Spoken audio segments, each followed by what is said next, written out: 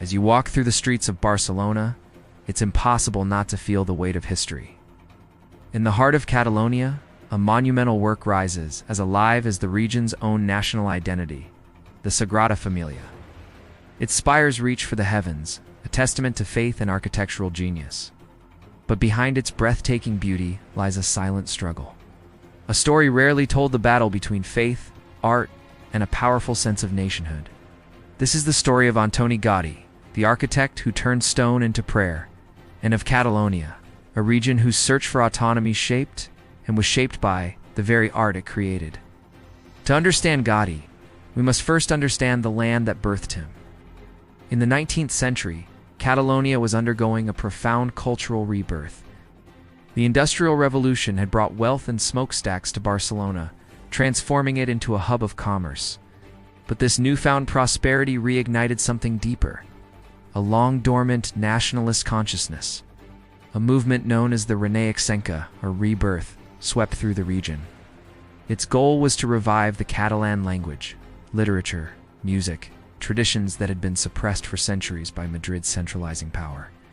This wasn't just a cultural revival. It was a political statement. Catalonia sought autonomy, a recognition of its distinct identity. It was a land in turmoil, a proud nation wounded by history, ready to inspire artists, revolutionaries, and, most importantly, architects. Into this world of change, Antoni Gaudí was born in 1852. He grew up not in the bustling city, but in rural Catalonia, a land of farmers and craftsmen. Deeply religious and tied to the rhythms of nature, his childhood was marked by illness, which often kept him from playing with other children. Instead, he spent long hours observing the world around him, the intricate patterns of a snail's shell, the branching structure of a tree, the graceful curve of a flower petal. These observations became his first textbook, the foundation of his unique artistic language. When he finally arrived in Barcelona to study architecture, he found a city transformed, modern, and nationally awakened. Gaudí absorbed everything: science, geometry, faith, and the pulse of Catalan identity. His professors were baffled. Upon his graduation, the director of the school declared, "We have given this academic title to a fool or a genius. Time will show." That genius soon found its purpose. The wealthy Catalan bourgeoisie, enriched by industry and filled with national pride, were looking for a way to express their status and their identity.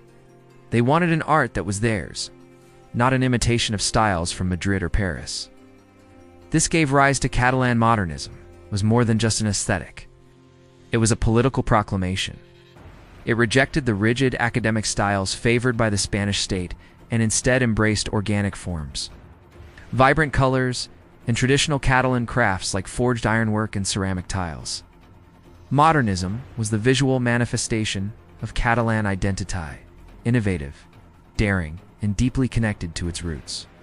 Gaudí, while utterly unique in his approach, became its ultimate symbol. His buildings, like Casa Betlo and La Pedrera, were not just structures. They were living expressions of the Catalan spirit, organic, vibrant, and profoundly spiritual. Damn. And then came the project that would define his life and his legacy, the Sagrada Familia. When Gaudí took over the project in 1883, it was intended to be a fairly conventional neo-Gothic church. But in Gaudí's hands, it was destined to become something far greater. He didn't see it merely as a Catholic temple, but as a grand synthesis of spirituality, nature, and Catalan identity. He envisioned a cathedral that would teach the Bible through its stone facades. It's a forest of columns that would lift the worshipper's gaze to a canopy of light. The project was an act of faith, and for Gaudí, Catalan faith was inseparable from its culture. He poured all his energy, and eventually his own money, into its creation. He knew it would not be finished in his lifetime. When asked about the slow pace, he famously replied, "My client is not in a hurry." For him, the work belonged to God, to eternity, and to his people. As the 20th century dawned, the cultural renaissance that had fueled modernism gave way to hardening political lines. Tensions between Catalonia and the central government in Madrid deepened. Nationalist parties grew more powerful, and ideologies clashed on the streets of Barcelona. Anarchism, socialism, and separatism created a volatile mix. While Gaudí retreated from the world, dedicating himself entirely to the Sagrada Familia, the country marched toward inevitable conflict. Art was no longer just an aesthetic expression. It was a political symbol. And in a polarized society, symbols become targets. In 1926, the city of Barcelona was plunged into mourning. Antoni Gaudí, dressed in the humble clothes he had adopted in his later years, was struck by a tram. Mistaken for a beggar, he was not given immediate aid and died a few days later. His death was a tragedy, but it also coincided with the escalating tensions that would soon erupt into the Spanish Civil War. Without its visionary architect, the Sagrada Familia, still a forest of half-finished spires and empty windows, became vulnerable to the winds of politics and violence. When the war finally broke out in 1936, Barcelona became a cauldron of revolutionary fervor. In the wave of anti-clerical violence that swept through the city, churches were burned and religious symbols were destroyed. The Sagrada Familia, representing the union of religion and Catalan identity, was a prime target for extremist factions. Anarchist groups stormed the construction site. They smashed their way into Gaudí's workshop and set it ablaze. Decades of work, original plans, intricate plaster models, photographs, and countless drawings were turned to ash. It was a deliberate act of cultural destruction, an attempt to erase Gaudí's vision from history. For a time, it seemed they had succeeded. The Sagrada Familia was almost lost forever. But after the war, a small group of Gaudí's collaborators and disciples began the painstaking task of piecing together what was left. From shattered fragments of plaster, they reconstructed the master's models. From scorched drawings, they deciphered his intentions. The project slowly, miraculously rose from the ashes. Through the long, repressive years of Franco's dictatorship, when Catalan culture was once again suppressed, work on the temple continued.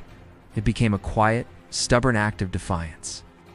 The Sagrada Familia transformed into a living testament to Catalan cultural resistance, a symbol of faith, art, and identity that not even war and hatred could erase.